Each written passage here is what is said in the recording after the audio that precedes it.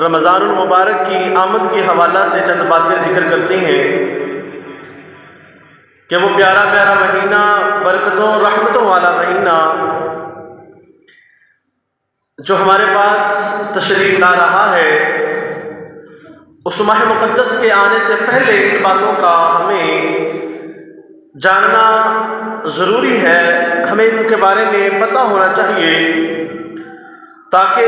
صحیح سی معنوں میں آنے والے اس ماہ مقدس کا احترام، انتظام اور ان کا استقبال کر سکیں۔ اللہ تعالیٰ نے کلام مجید فرقان حمید میں یوں ارشاد فرمایا، شہر رمضان الذی انزل فیہ القرآن، رمضان المبارک کا وہ مہینہ جس میں اللہ تعالیٰ نے قرآن کو نازل فرمایا، اور یہ رمضان المبارک کا مہینہ اس کے علاوہ بھی بہت ساری برکتوں رحمتوں کا حامل ہے۔ اس ماہ مقدس میں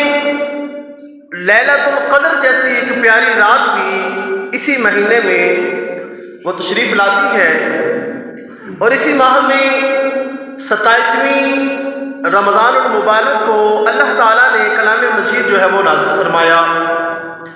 اور اس کے علاوہ بہت سارے بے شمار ایسے واقعات، ایسی باتیں جن کا تعلق اس ماہ مقدس رمضان المبارک سے ہے، اور پھر اس ماہ مقدس رمضان المبارک میں نوافل کا ثواب جو ہے وہ فرائض تک پہنچ جاتا ہے۔ نفل کا ثواب فرض کے برابر اس کا اجر و ثواب عطا کیا جاتا ہے، اور فرض کا ثواب جو ہے وہ 70 گنا بڑھا دیا جاتا ہے۔ تو بندے کے دل میں جتنی نیت اچھی ہوگی عبادت کی، جتنا خلوص ہوگا، اس سے بھی زیادہ اللہ کی پاک بارگاہ سے اس بندے کو اجر و ثواب عطا کیا جائے گا۔ اس لیے اس ماہ مقدس کے آنے سے پہلے اس کا استقبال کریں، ابھی سے ہی تیاری کریں کہ انشاءاللہ ہم نے اس ماہ مقدس میں عبادت کرنی ہے، اللہ کو راضی کرنا ہے، اور محبوب علیہ الصلوۃ والسلام کے احکامات پر عمل کرنا ہے۔ آج اس بات کو اس انداز میں شروع کرتا ہوں کہ یہ انسان ہے، انسان کو زندگی میں جو اللہ کی طرف سے نعمتیں عطا کی جاتی ہیں، ان نعمتوں کو ترقی کے بارے میں انسان کی آرزو رہتی ہے کہ یہ میری نعمت مجھ سے بڑھ جائے، مطلب چاہتا ہے کہ وہ نعمت اس سے بڑھ کر زیادہ ہو جائے۔ اب اگر کسی کے پاس مال و دولت کی کمی ہے تو وہ چاہتا ہے کہ یا بار الہ میرے پاس مال و دولت زیادہ ہو جائے۔ کوئی اولاد کا طلبگار ہے، کوئی جاہ و جلال کا، کوئی عزت کا، وقار کا، شہرت کا، لیکن ایسے شخص جو دیندار ہیں، دین والے ہیں، ان کی طلب کے کیا کہنے، ان کے دل میں ایک ہی بات یہی ہوتی ہے کہ ہمیں نماز جو ہم پڑھتے ہیں، اللہ ہمیں توفیق دے کہ نماز کے ساتھ ساتھ ہم نوافل بھی ادا کریں۔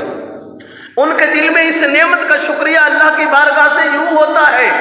کہ دل میں یہ آرزو ہے کہ ہم ساتھ میں تلاوت کلام مجید بھی کریں، اور پھر دل میں آرزو یہ بھی جگمگاتی ہے، دل مچلتا ہے رمضان المبارک کا مہینہ آتے ہی، پھر وہ لوگ، وہ ایسے بندے جن کے دلوں میں دین کی خاطر محبت ہے، قرآن پاک پر عمل کرنے والے شخص، عبادات کرنے والے لوگ، ان کے دلوں میں محبت ایسی پیدا ہوتی ہے کہ وہ نمازوں کا اہتمام پورے طریقے اور ذوق اور شوق کے ساتھ کرتے ہیں، اور ساتھ میں ہی تلاوت کلام مجید کی طرف بھی ان کا دل پہلے سے زیادہ مائل ہونے لگتا ہے، اور پھر ان کا ذوق اور شوق یوں بندہ جب روزے میں ہوتا ہے تو اللہ تعالیٰ کی خصوصی عنایات اس طریقے سے بھی اس بندے پر ہوتی ہے کہ جب بھی وہ گناہ کی طرف جانے لگتا ہے اس کے دل میں یہ خیال آتا ہے کہ یار میرا خدا مجھے دیکھ رہا ہے۔ بندے سوال کرتے ہیں کہ شیطان تو جکڑ دیے جاتے ہیں رمضان المبارک میں، تو پھر بھی بندے یہ گناہ کرتے ہیں، ناپ تول والا ہے وہ اس میں بھی مارنے کی کوشش کر لیتا ہے، لوگ جھوٹ بھی بول دیتے ہیں، گالی بھی دیتے ہیں، برائی کی طرف بھی جاتے ہیں۔ تو یہ ایسا کیوں ہے؟ بلکہ وہ شیطان جکڑا تو جا چکا ہے، جس کی وجہ سے ہی بندے جو ہیں انسان وہ نمازوں کی طرف زیادہ مائل ہوتے ہیں، اور پھر ان کے دل میں خدا کا خوف اس طریقے اور اس طرح سے بیٹھتا ہے کہ جب بھی وہ کچھ کھانے پینے لگتا ہے تو اس کے دل میں یہ بات آتی ہے کہ نہ خدا دیکھ رہا ہے۔ حالانکہ کمرے کے اندر بیٹھ جائے، دروازہ بھی بند کر لے، اندر کون سا کوئی دیکھنے والا ہے، لیکن نہیں، اس خدا پر، اس بندے کا، اس مسلمان کا اللہ پر یقین اور توکل وہ پہلے سے کہیں درجے جو ہے وہ زیادہ بڑھ جاتا ہے۔ اور یہ توکل وہی توکل جو سیدنا یوسف علیہ السلام جب زلیخا کے ساتھ آپ 7 بند کمروں کے اندر چلے جاتے ہیں تو وہ زلیخا سارے دروازوں کی کنڈیاں لگا لیتی ہے، اور پھر سب سے آخری کمرے کے اندر جا کر وہ جس بت کی پوجا کرتی ہے اس بت کے اوپر بھی جا کر دوپٹہ ڈال دیتی ہے، اس بت کے اوپر بھی کپڑا ڈال دیتی ہے کہ مجھے اپنے خدا سے شرم آ رہی ہے، میرا یہ بھگوان مجھے دیکھ رہا ہے۔ سیدنا یوسف علیہ نبینا علیہ السلام اللہ کے نبی ہیں، برگزیدہ بندے ہیں، تو ہمارا یہ عقیدہ ہے، ہم سوچ بھی نہیں سکتے کہ کوئی بھی نبی جو ہے وہ گناہ کی طرف مائل ہوتا ہوگا۔ تو پھر سیدنا یوسف علیہ نبینا علیہ السلام نے دیکھا کہ یہ بندی جس خدا کی عبادت کرتی ہے، جس کو پوجتی ہے، جس بت کے سامنے اپنے سر کو جھکاتی ہے، یہ اس اپنے ہاتھ سے بنائے ہوئے بت سے شرما رہی ہے اور اس کے اوپر کپڑا ڈال رہی ہے، میرا خدا تو وہ خدا ہے، وہ چاہے 7 کمروں کی کنڈیاں کیوں نہ لگی ہوں، 7 سے 7 100 کیوں نہ ہو، 7000 دروازے کیوں نہ ہو، 7000 حجابات کیوں نہ ہو، وہ چاہے جس مرضی دنیا کے کونے میں بیٹھ جائے، جس مرضی پردے میں چھپا دیے جائے، جس مرضی کمرے میں جا کر بیٹھ جائے، لیکن وہ رب العزت کی نظر بندہ اس کو بھی دیکھ لیتا ہے، وہ خدا اس کو وہاں بھی دیکھ لیتا ہے۔ سیدنا یوسف علیہ السلام نے سوچا کہ یہ اس سے رک رہی ہے، جس کو تو دیکھنا بھی نہیں آتا، جو دیکھتا بھی نہیں ہے، جو کچھ کہہ بھی نہیں سکتا ہے، لیکن میرا خدا تو وہ خدا ہے، وہ خدا ہے جو ہر شے سے واقف ہے، ہر چیز کو جانتا ہے۔ چنانچہ آپ نے تھوڑی سی کوشش کی اور اللہ تعالیٰ کی طرف سے کس طرح وہ ہمت ہوئی اور وہ دروازے بدیوں کے جو بند کیے گئے تو وہ کس طرح کھلتے ہوئے چلے گئے ہیں۔ تو آج ہمیں بھی ایسا یقین اور توکل ہمارے خدا پر ہونا چاہیے، اور یہ بندے کو رمضان المبارک میں نصیب ہوتا ہے۔ کھاتا پیتا نہیں، خدا دیکھ رہا ہے، کوئی گناہ کی طرف نہیں جاتا، خدا دیکھ رہا ہے، کوئی کہیں جا کر وہ کسی کے نام تول میں ڈنڈی نہیں مارتا، خدا دیکھ رہا ہے۔ اور پھر وہ دیندار بندہ جس نے روزہ رکھا، نماز کی طرف زیادہ آیا، لمبے لمبے قیام کیے، رکوع کیے، سجدے کیے، عبادات میں مشغول ہے، وہ رات کو تلاوت کلام مجید بھی کرتا ہے، نماز تراویح بھی ادا کرتا ہے، نمازیں بھی ادا کرتا ہے، اور پھر سارا دن وہ درود پاک، اللہ کا ذکر، وہ طرح طرح کی عبادت میں مشغول رہتا ہے، حتیٰ کہ بندہ کام کاج بھی کرتا ہے نا تو پھر بھی اس کی زبان پر کوئی ورد جاری ہو جاتا ہے، ذکر کرتا رہتا ہے، درود پاک پڑھتا رہتا ہے، کیونکہ خدا دیکھ رہا ہے۔ اور یہ اسی ماہ مقدس میں کی برکت کی وجہ سے بندے کو نصیب ہوتا ہے۔ اللہ ہمیں بھی ہر سال ہر لمحہ رمضان المبارک کے علاوہ بھی یہ رحمتیں اللہ پاک ہمیں نصیب فرمائے۔ تو ایسا بندہ، انسان جس کے دل میں یہ آرزو ہوتی ہے کہ نعمتیں جو اس کے پاس موجود ہیں وہ بڑھ جائیں، وہ ترقی کرتی چلی جائیں، تو پھر اسی طرح اللہ تعالیٰ کہ وہ برگزیدہ بندے جو قرآن سے محبت کرتے ہیں، وہ قرآن کی تلاوت کرتے ہیں ذوق اور شوق کے ساتھ کہ میں نے اس رمضان المبارک میں 2 قرآن پاک پورے پڑھنے ہیں، میں نے 3 پڑھنے ہیں، میں نے 1 تو کم از کم ضرور پڑھنا ہے۔ جس نے پورا سال کبھی قرآن پاک کو ہاتھ نہ لگایا ہو، نہ پڑھا ہو، وہ بندہ بھی قرآن پاک پورا جو ہے وہ رمضان المبارک میں پڑھ لیتا ہے۔ تو یہ قرآن سے ہماری محبت ہے، تو اس رمضان کے علاوہ بھی ہماری محبت جو ہے وہ قرآن سے ہونی چاہیے۔ تو آئیے ایک صحابہ کرام کا دور کے حوالہ سے ایک بات جو ہے وہ ذہن میں آ رہی ہے، حدیث پاک محبوب علیہ السلام کسی قافلے کے ساتھ آپ تشریف لے کے جا رہے ہیں تو ایک جگہ میں آپ نے پڑاؤ کیا، رک گئے، رات کا وقت ہو گیا، آپ وہاں پہ تشریف فرما ہوئے، تو محبوب علیہ السلام نے ارشاد فرمایا کہ کون ہے جو آج ہمارے اس پڑاؤ کا، اس قافلے کا رکھوالا بنے گا؟ تو دو صحابہ کرام جو ہیں، ایک سیدنا عمار بن یاسر رضی اللہ تعالی عنہ اور سیدنا عباد رضی اللہ تعالی عنہ، وہ صحابی رسول وہ کھڑے ہو گئے۔ ایک ان میں سے صحابی انصاری ہیں اور ایک وہاں کے ہجرت فرمانے والے مہاجر صحابہ میں سے، یہ دو صحابہ کرام کھڑے ہو گئے۔ چنانچہ رات کو قافلے والوں نے قیام کیا، وہیں رک گئے، آرام فرما ہوئے سو گئے۔ اب یہ دو شخص جو ہیں اس قافلے والوں کی رکھوالی کے لیے مقرر ہو گئے۔ تو اب ان دونوں نے آپس میں مشورہ کیا کہ ہم دو آدمی ہیں، اس قافلے کی رکھوالی کرنی ہے اور صبح پھر ہم نے ان کے ساتھ بھی جانا ہے، تو اگر ہم دونوں جاگتے رہیں گے تو پھر ہم اگلے دن جو ہے وہ ہمارے لیے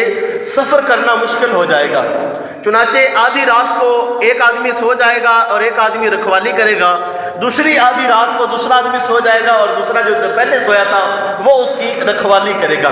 اب ذرا بات کو توجہ سے سنیے گا، جس بات کی طرف توجہ دلانا چاہتا ہوں۔ اب یہ بندے اصل میں تو کہیں جا رہے اور پھر ابھی قافلے کے رکھوالے بھی ہیں، اب ایک شخص ان میں سے سیدنا عمار بن یاسر رضی اللہ تعالی عنہ آرام فرما ہوئے، پہلی رات آدھی میں وہ سو گئے، اور سیدنا عباد رضی اللہ تعالی عنہ صحابی رسول جو ہے انہوں نے دیکھا کہ قافلے والے آرام سے سو رہے ہیں، اور کچھ دیر انتظار کرنے کے بعد ادھر ادھر نظر دوڑائی، کوئی شخص نہیں آنے والا تھا، کوئی قریب نہیں ہے، کوئی ڈاکو، کوئی چور، کوئی لٹیرا وغیرہ نہیں ہے، تو آپ نے نماز شروع کر دی۔ نماز پڑھتے رہے، تھوڑی ہی دیر میں وہاں پہ کوئی لوگ آ گئے اس قافلے کو لوٹنے کے لیے۔ جب انہوں نے دیکھا کہ یہ ایک بندہ جاگ رہا ہے اور باقی سارے سو رہے ہیں، تو وہ سمجھ گئے کہ یہ بندہ قافلے کا رکھوالا ہے۔ تو انہوں نے دور سے سیدنا عباد رضی اللہ تعالیٰ عنہ کو تیر مارا، اور آپ کو تیر لگ گیا سینے میں، لیکن آپ نے نماز نہیں چھوڑی۔ آپ اسی طرح قرآن پاک کی تلاوت کرتے رہے، نماز پڑھتے رہے۔ یہ ان کا ذوق اور شوق تھا نماز کے اندر، یہ ان پر یہ خصوصی کرم، ایمان اتنا مضبوط طاقتور ہے کہ نماز سے انہوں نے منہ نہیں موڑا، قرآن پاک سے اتنی محبت کہ قرآن پاک پڑھنا انہوں نے نہیں چھوڑا۔ جب انہوں نے دیکھا کہ یہ بندہ تو ہلا نہیں، انہوں نے دوسرا تیر بھی مار دیا، 2 تیر لگ گئے۔ دیکھا کہ یہ بندہ ابھی بھی اپنی جگہ سے نہیں ہلا، انہوں نے تیسرا تیر چھوڑا۔ جب تیسرا تیر چھوڑا، تکلیف بڑھ گئی، زیادہ ہو گئی، تو وہ صحابی رسول سیدنا عباد رضی اللہ تعالی عنہ انہوں نے رکوع کیا، نماز ہوئی، تو سیدنا عمار بن یاسر رضی اللہ تعالی عنہ کو جگایا۔ جب انہوں نے دیکھا کہ ان کے تو جسم سے خون بہہ رہا ہے، تو پتہ چل گیا کہ لگتا ہے کوئی قافلے کو لوٹنے کے لیے چور ڈاکو آیا ہے۔ چنانچہ آپ جلدی سے کھڑے ہوئے اور ادھر ادھر کا جائزہ لیا، یا اپنے اس انداز میں جس طرح سے لوگوں کو توجہ دلائی کہ بھئی قافلے والے جاگ گئے ہیں۔ چنانچہ وہ تو بھاگ گئے، لیکن آپ نے سیدنا عمار بن یاسر رضی اللہ تعالیٰ عنہ جن کی ڈیوٹی آپ کے ساتھ لگی تھی، تو آپ نے کہا میں قربان جاؤں، آپ پر آپ کو 3 تیر لگے ہیں، جب آپ کو پہلا تیر لگا تھا تو آپ نے مجھے جگایا کیوں نہیں؟ آپ نے کتنا خوبصورت جواب دیا۔ سیدنا عباد رضی اللہ تعالیٰ عنہ فرماتے ہیں کہ میں سورہ کہف کی تلاوت کر رہا تھا اور قرآن پاک پڑھنے میں مجھے اتنا مزہ آ رہا تھا کہ مجھے پتہ نہیں چلا کہ میں کیا کر رہا ہوں یا مجھے کیا ہو رہا ہے۔ اگر مجھے قافلے والوں کی رکھوالی کی حیا نہ ہوتی، اگر مجھے قافلے والوں کی رکھوالی کا ڈر نہ ہوتا، تو میں خدا کی قسم سورہ کہف کی پوری تلاوت کر کے ہی نماز کو چھوڑتا۔ مجھے 3 تیر لگے تو مجھے یہ ڈر ہوا کہیں یہ قافلے کو لوٹ کے نہ لے جائیں، تو میں نے اسی لیے رکوع کیا، اور جو میں تلاوت کلام مجید کر رہا تھا سورہ کہف کی، وہ مجھے اسی طرح نماز میں روک کر رکوع کرنا پڑا۔ اگر مجھے قافلے کی حیا نہ ہوتی تو میں اسی طرح قرآن کو پڑھتا ہی رہتا۔ کتنا ذوق ان کا تھا، یہ قرآن سے محبت کا انداز ہے، یہ قرآن سے شوق کا انداز ہے۔ لیکن آج ہم بھی ذرا دیکھیں تو صحیح کہ ہم نماز کے لیے جب آتے ہیں تو نماز کے اندر کتنا قرآن پڑھتے ہیں۔ سورہ کہف پہ ہی ہم نے اکتفا کیا ہوا ہے، حالانکہ کئی لوگوں کو صورتیں آتی بھی ہوتی ہیں دوسری، لیکن پھر بھی سورہ اخلاص قل هو اللہ احد ہی وہ پڑھا کرتے ہیں۔ اگر نہیں بھی آتی تو یہ ہم پر حق ہے، ہم پر واجب ہے کہ یہ سورہ اخلاص ہی نہیں بلکہ کچھ حصہ قرآن پاک کا ہمارے سینے میں محفوظ ہونا چاہیے۔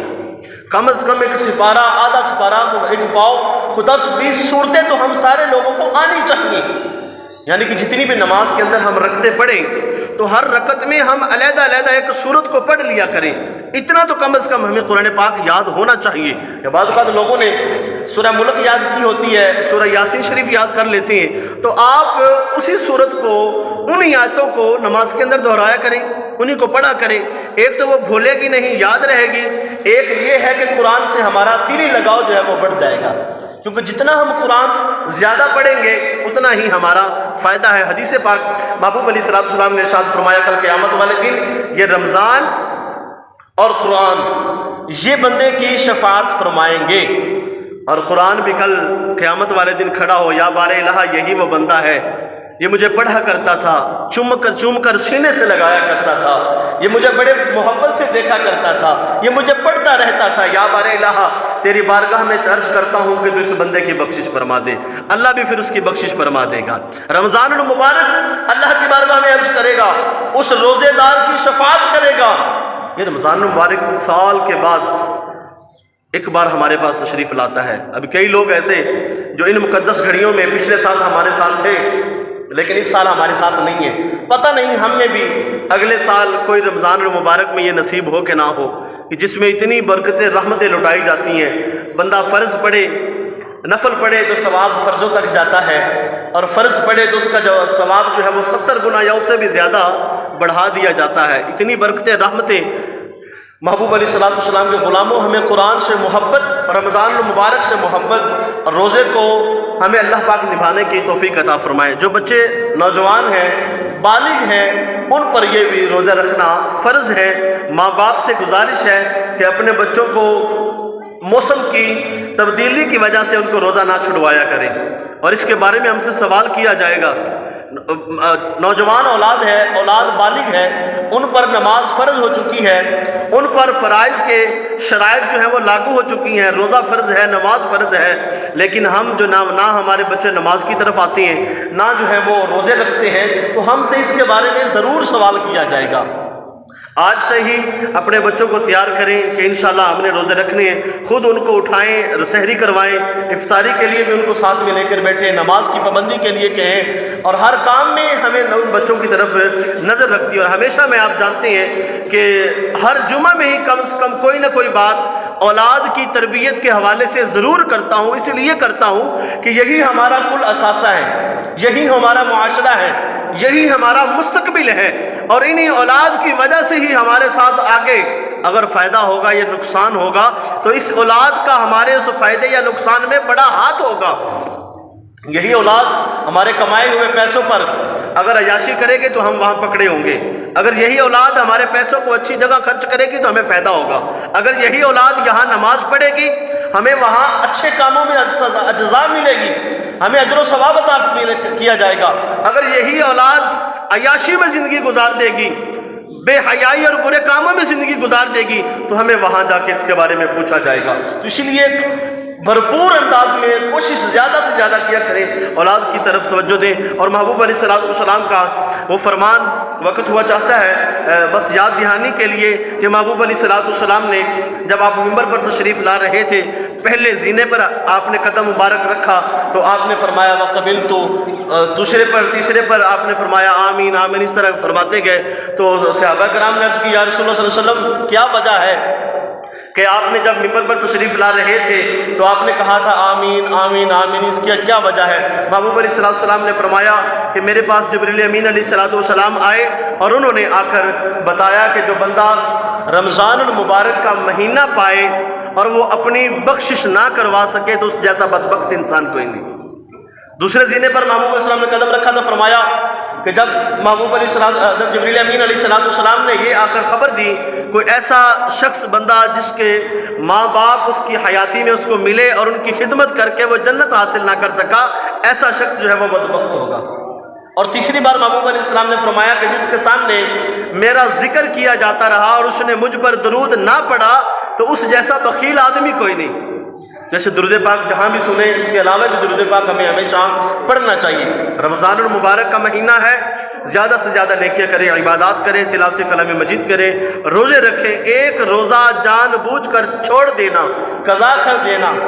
ایویں بلا وجہ چھوڑ دیا، یا ہم اپنے بچوں کو نہیں رکھواتے، جو بالغ بچے ہوتے ہیں روزہ ان پر فرض ہے وہ نہیں رکھواتے، تو اس کے بارے میں ہم سے سوال کیا جائے گا۔ اور اگر ایسی حالت میں کوئی روزہ چھوڑ دیا تو پوری زندگی آپ روزے رکھتے رہیں گے، لیکن اس رمضان المبارک کے روزے جتنا ثواب نہیں پا سکیں گے۔ اور محبوب علیہ السلام کا خصوصی کرم ہے کہ محبوب علیہ السلام نے فرمایا کہ یہ 5 چیزیں جو اللہ تعالیٰ نے میری اس امت کو عطا کی ہیں، پہلے کسی امت کو یہ عطا نہیں کی گئی۔ وہ 5 چیزیں، روزہ حالانکہ پہلے بھی تھا، روزہ پہلی امتیں بھی رکھتی تھیں، لیکن یہ 5 چیزیں صرف اسی امت کے لیے اللہ تعالیٰ نے خصوصی جو ہے وہ عطا فرمائی ہیں۔ ان میں سے سب سے پہلی چیز یہ ہے کہ اللہ تعالیٰ روزہ رکھنے والے کی طرف اللہ تعالیٰ نظر رحمت فرماتا ہے۔ جیسے رمضان کی پہلی رات آتی ہے، اللہ تعالیٰ نظر رحمت فرماتا ہے، اور جس کی طرف اس خدا تعالیٰ کی نظر رحمت ہو گئی، اس کا بیڑا پار ہوا، اللہ تعالیٰ اس کی بخشش فرما دے گا۔ یہ نمبر 1 ہے۔ نمبر 2 پہ ہے کہ شام کے وقت جب بندہ روزہ رکھتا ہے اور اس کے منہ سے کچھ بدبو سی ہوتی ہے، سمیل سی پیدا ہوتی، کھانا پینا سارا کچھ سارا دن معدے میں ہوتا ہے تو وہ کچھ سمیل سی ہوتی ہے، تو وہ بدبو جو چہرے سے منہ سے آتی ہے، اللہ تعالیٰ کے نزدیک وہ سارے مشک اور عنبر سے زیادہ مفید اس خوشبو اللہ تعالیٰ کو بڑی پسند ہے۔ روزے دار کے منہ سے جو بدبو جو افطاری کے وقت جو ہمیں محسوس ہوتی ہے۔ اور تیسری بات جو ہے یہ کہ روزہ دار کے لیے فرشتے دعائیں مغفرت کیا کرتے ہیں۔ یہ صرف اس امت کے لیے اللہ تعالیٰ نے انعام فرمایا ہے۔ فرشتے دعا کرتے ہیں، ہم کہتے ہیں کہ اپنے ماں باپ کو کہتے ہیں ہمارے لیے دعا کر دو، اپنی ماں مسجد سے کہتے ہیں ہمارے لیے کوئی پریشانی ہے دعا کر دو، اپنے پیر صاحبان کو کہتے ہیں کہ ہمارے لیے دعا کر دو، کسی بزرگ کو کہہ دیتے ہیں، کسی نمازی کو ہم کہہ دیتے ہیں کہ ہمارے لیے دعا کرو، لیکن یہاں روزہ ہم رکھیں گے تو ہمارے لیے دعا فرشتے کریں گے۔ یہ کرم صرف اس امت پر ہوا ہے، کسی پہلی امت پر نہیں۔ نمبر 4 پہ اللہ تعالیٰ نے جو